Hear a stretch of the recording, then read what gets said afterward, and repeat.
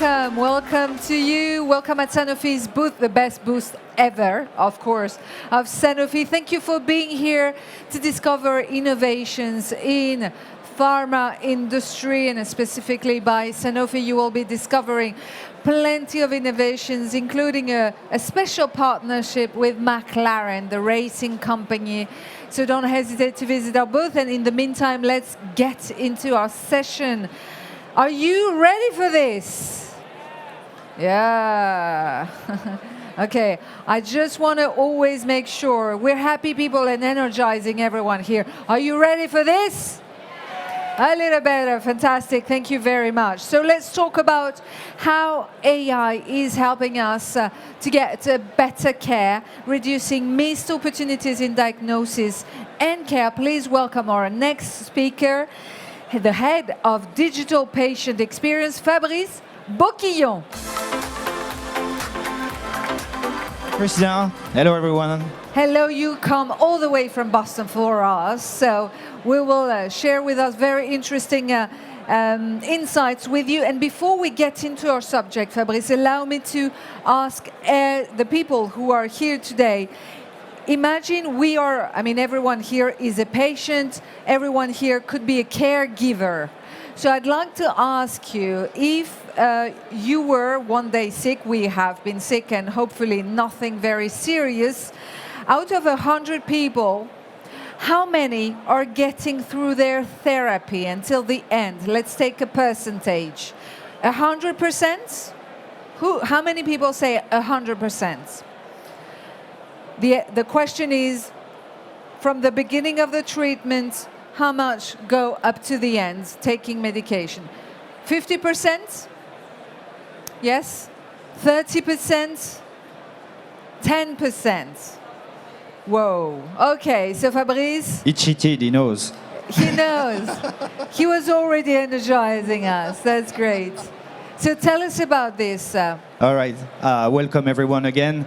The right answer is 10%. It's amazing. So all people are different, right? And we are the patients, we are the people, we are the caregivers. But there is something common in each and every one of the journeys. There are friction points, moments that matter. And we know that there are 4 of them that we have identified, and that's where we are acting. So by the time people actually get prescribed, we have already lost 70% of them, right? And then they get on therapy, and we lose some more because they don't want to inject, it's too expensive. I will talk a bit more about it in a moment. Those moments are getting to the diagnostic, and that can be challenging. If you are in the middle of Africa and need to walk 2 days to an hospital, right?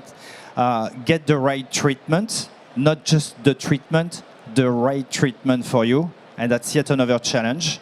And once you get on therapy, once you become a patient, actually, before that you're a consumer, the journey restarts because you need to maybe learn how to inject yourself, get through the hoops and the administrative burden with your healthcare insurance, and so on and so forth. And then you start feeling better, and sometimes people just discontinue their treatment because they think, hey, I don't need that every day. I'm going to take it once a week. And then they fall back sick and go back to the hospital again. That's really very, very, there's not much. 10% is really not good in practice. What does it mean? Did you actually create a protocol, some technology that can help? So, yes and no, right? Actually, as I said, all the patients are different, so all the journeys are different, so there is not any one-fits-all type of approach. But we know that acting on those moments is what is making the difference. So we have started to develop strategies, right, to act on the diagnostic, on the finding, on the onboarding, on the adherence. And actually, we have created a team, a digital team managing that at Sanofi. It's recent, it's less than a year ago. And our mission is very simple. It's making sure that we leave nobody undiagnosed or untreated to the best standard of cares or wherever they are. Okay, and you are actually diagnosing some rare diseases. We talk about axle rare. How many have you diagnosed? So let's take a few examples, Accelerator being the first one, right? So you see those boxes at the top right of the slide, the diagnostic, finding, onboarding, adhering. I'm going to give practical examples of what can be done, what we actually are doing today there. So Accelerator is an AI engine that is performing diagnostics on rare diseases. Today, we are able to diagnose around 270 rare diseases. The platform is fairly new. It's available in France, in Morocco, in Egypt, in South Africa, and we are seeking to deploy in UK, in US, Canada, and other countries, right? And we are adding 50 new diseases every year, right? But what people very often don't realize with AI is that it's nothing magic. You need to train it. And to train it, you need very specialized people. So each time we add a disease, we need to work with the very experts of that disease to make sure that we reinforce the training of the AI agents. So that's what we are doing, right? And it's actually working pretty good so far.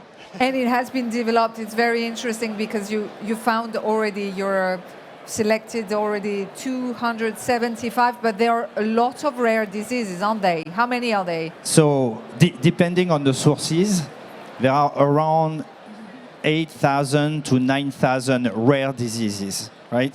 And that's actually it's a good one because that's really the problem. If you think about medicine 100 years ago, 150 years ago, you take the brain of a human being called a medicine, a physician, and you say, hey, I'm going to put in your brain 100 diseases and 100 type of drugs. And that fits in a brain.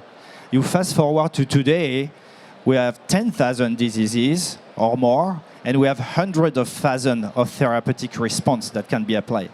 That does not fit anymore in a brain, right? So what we are trying to do is to help, to assist those physicians to take the right decision by bringing them the right information at the right time. Let's take an example of a rare disease, Fabry disease, so that we go into the whole process. Yes, and so you saw Accelerator, our ambition in diagnostic, first example is, okay, let's pre-screen the people. Let's make sure that we can start understanding what's going on with them. But then you need even more specialized tools, right? So if we take the example of Fabry disease, a Fabry patient, on average, spend 20 years of their life before being fully diagnosed and treated, right? From the pre-onset symptom, people are sick. They are actually very sick. And it takes 20 years to diagnose them. So here the question is, how do you move from 20 years to 20 minutes, right? Not gain a month or a year, but 20 years from 20 years to 20 minutes. So here we have more specialized AI agents, and we apply a lot of different techniques of geofencing, genetic screening, population segmentations, a lot of technical words. But at the end of the day, what matters is that each time we find a patient, we know where to screen around them in their family. And on average, we find 5 more patients in the weeks or months that follow, right? So it's, you remember, 20 years, weeks. So those people gain 20 years of treatment, basically. So basically, the strategy is very effective. So, and tell us about, once we have been diagnosed, what happens next? Yeah. So it's funny to think that once you have a diagnostic, you would think, hey, I'm just going to go to the pharmacy and take the right prescription that the physician gave me. But for many different reasons, again, the system, the healthcare system in general, all the actors together, right? Hospital, physician, us as a manufacturer, the healthcare insurance, doesn't always know exactly what response to bring, right? And there are many reasons for that. The system can be saturated. People may be too far from the right hospital, and so on and so forth. So what we're trying to do here is to make sure that we detect where there are what we call care gaps, people under-treated, or too many re-entries in the hospitals, for instance, and we alert, right? So we design big world maps, and we see pockets where things are not done the way they should be. So we dispatch our own physicians to those practices, to those hospitals, and we try to re-educate sometimes. So basically, it means that you're using targeted strategies at this step for different type of diseases, I suppose, and therapies, yeah? Yes, and it's always a bit the same, right? We have general tactics, right?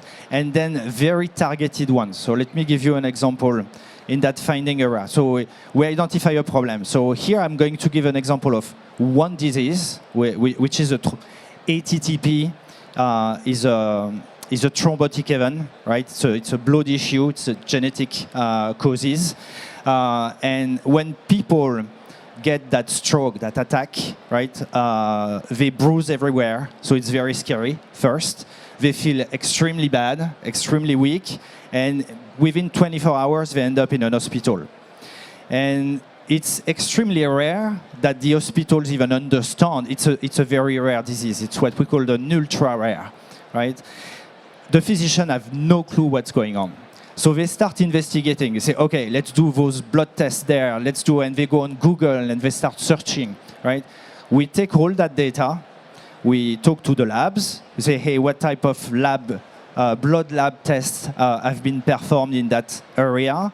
We look at what Google is saying in terms of searches, and we cross all that information with many other sources, which help us to define in a 1 mile radius, 1.5 kilometer radius. We know there might be an ATTP patient being there right now, and there is not the appropriate response. When you have that kind of stroke, you die within 72 hours, right? So the clock is ticking. So here again, we go in the hospital, we go knock at the door of the practitioner, and we say, hey, we saw that, we think this might be happening, do you want to look into it, right? So I understand that clearly once the patient is diagnosed and then it's prescribed the right medication, I don't get the point of not going fully through the therapy. Why is that happening? So it's actually all about the data, right? So you assume somebody has been diagnosed, found, given the very right prescription for them, and then that's an entire new journey that starts, right? And it's all about the data.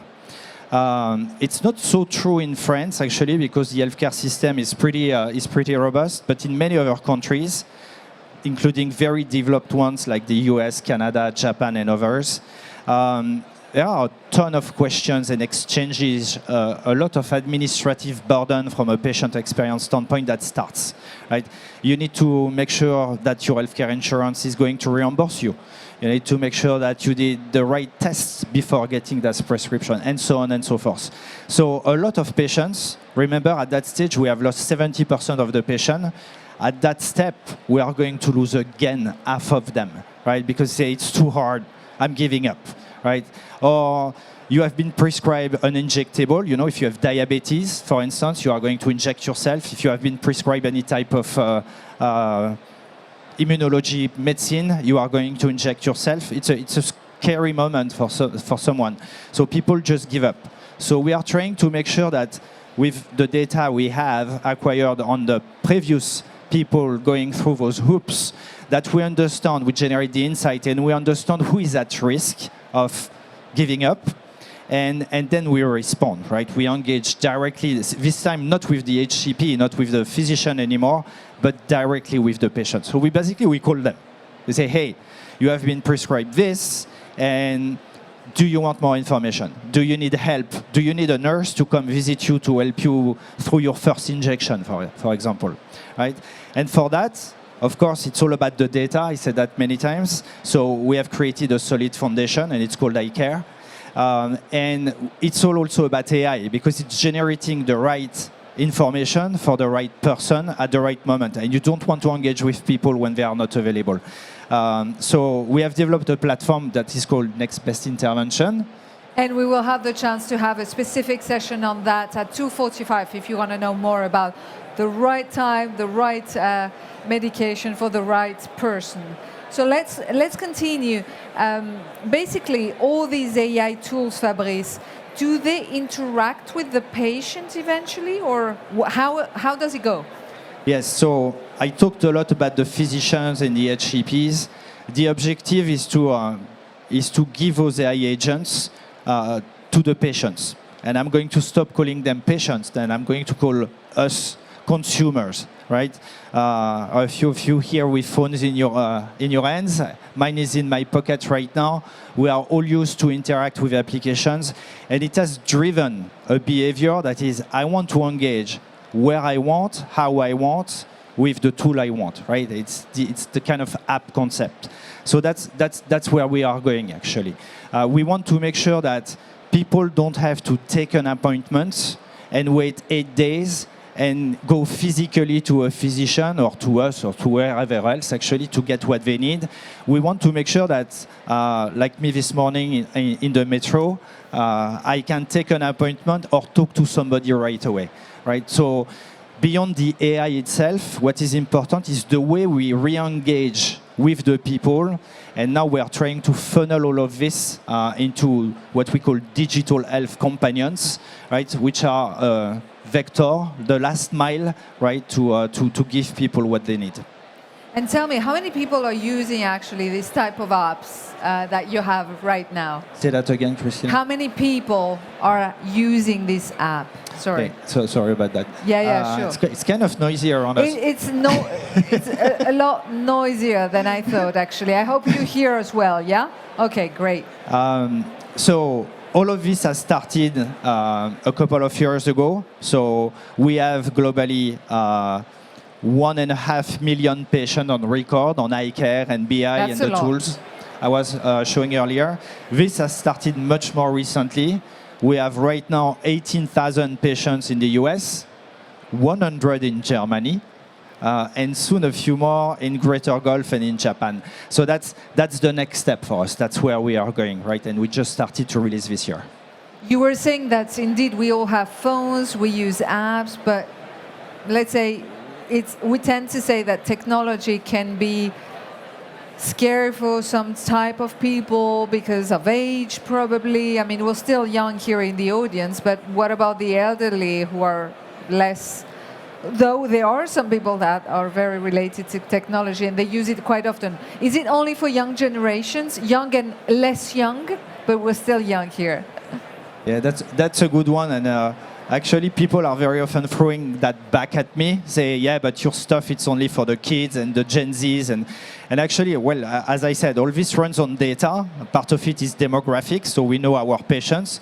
And more than 30% of the people engaging through that very application right now, or the AI engines which are behind, are 65 years old or more, right? So it's a good question, because I want to break that misunderstanding that the olders of us are not tech savvy. It's all about not being tech savvy, actually. It's about making it very simple to everyone. And it's working. Again, more than a third of the people are actually 65 or more.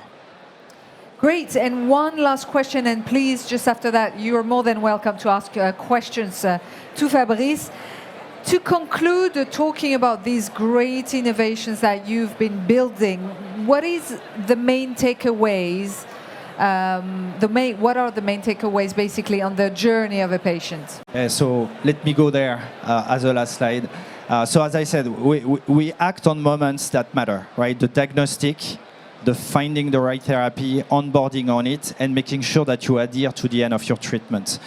But globally speaking, we act on three levers. The first one is to reduce what we call the diagnostic odyssey, right? All those years it takes just to get there, just to get to the right prescription. And that's how we compress time for people so that they get treated earlier, quicker. The second one is about closing the care gap, and that's what I mentioned around Cabli AI and Medis. These are approaches that we develop to make sure that the system knows how to respond, right? Make sure that the physician get the right training, that the hospitals are aware, or that we detect pockets or regions where it's underserved and we act there specifically. And the third one is, and it's more the app and eye care and NBI, it's the response back. It's great to know, it's great to generate the insights, but you need to give them back to someone, somebody who is going to act. Can be the patient, can be a caregiver for your kids, for your parents or your siblings, or it can be an hospital, but you need to bring that back somehow. So we work on empowering people and healthcare practitioners. Well, that's a great insights. Thank you very much. A great applause to you, Fabrice. Thank you. Thank you. Any questions in the audience? Yes. Please speak very close to the mic, yeah? Hello. First of all, thank you. The best talk so far for me at this Congress. Where is my boss? I need points. I have a question. I'm actually working in medical nutrition industry, so we are dreaming about something like this from a different perspective. But my question or concern is not on the adoption from the patients, but how the corporate governance is responding to your ambition and how you navigate challenges in regulatory and compliance and legal by integrating this and bringing it to the market. Thank you. Okay, that was the best presentation. This is the best question. All right, so there are a lot of ethical consideration to what we do, right? Compliance, legal, regulatory. We are a manufacturer.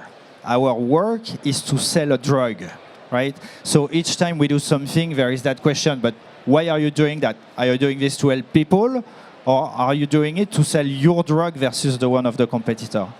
So we take a very special care in making sure that we stay away from the commercialization processes and we don't act specifically on drugs that we sell. Well, if I take the example of Accelerate, the first example, we had 50 drugs per year in it. We are at 300, give or take, right now. We treat around 10 of them, right? It's something we give back to the society. Now, there is always that suspicion about, hey, manufacturers, Sanofi and any others, are you doing that with good intent? So more and more, we are trying to get closer to the patient communities, right? The rare communities, the immunology communities. And instead of going straight to the patient, we try to give them those tools in a non-competitive way so that they can preach and evangelize around us and make sure that they are equipped to talk to the governments or to talk to the future patients. Another question? Yeah, please. Hi, thank you very much for the presentation. I had a question on the use of the applications by the patients. Do you know after like 1 or 2 years if the application are still used by the patients and if it's something that is, I think it's important? That's a good behavioral question. So in some cases, if I take the example of diabetes, there are complexities at the beginning, which are I need to learn how to titrate myself, inject the right dose, etc. So for that type of patients, after 6 months, they generally discontinue the app. They don't need it because they have acquired the knowledge and the practice and the behavior is anchored. So they don't need it anymore. But the job is done, right? If I take an example in derm, in eczema, for instance, the problem is very different here. The injection is always the same. However, people have flares, right? We want to know in derm or in asthma, we want to make sure they are controlled, that they are not flaring to a point that they are going to go back in the hospital. So those patients are more inclined to use daily journaling, making sure that they know where to inject or they record where they inject. And if they have a flare, they can record it. Or if there are allergens in the air, depending on the season and where they are, we tell them, right? It pop on the screen, say, watch out today, maybe you stay inside. So those patients are using the app on the long term because there is value to them. And you have a good rate on if they stay on the app after 1 year or 2 years, or you don't know? Yes. So diabetes, we have around 35,000 patients. Most of them discontinued after 6 months again, right? So we got at some point probably close to 100,000 patients, and then it drops, which is a good sign. What we see right now on the immunology, I said that we launched that barely a year ago. We still have around 80 to 85% of the people who downloaded the app, created the account, and started to use it the first month. They are still using it, right? So we lost around 15%, which is pretty good for an app. Yeah, it's very good. Okay. Thank you very much. Thank you. Another question? Well, a great applause to you. Thank you very much. And Thank you, everyone, for your time. congratulations. Thanks. Thank you. You stay with us anyway if some other people have questions. You can also go, thank you again, Fabrice. You can also go and visit our booth again. We have a fantastic partnership with McLaren. This car that you're seeing there is running 24 Heures du Mans on Saturday tomorrow. So have a check over there and you'll understand why this partnership exists. We also have virtual reality glasses. You can also visit, away in our plants to see how it goes. Research and development up to the patients. Well, have a look. There are plenty of other innovations to discover. Thank you very much. And enjoy back here in 15 minutes for the next talk. Thank you.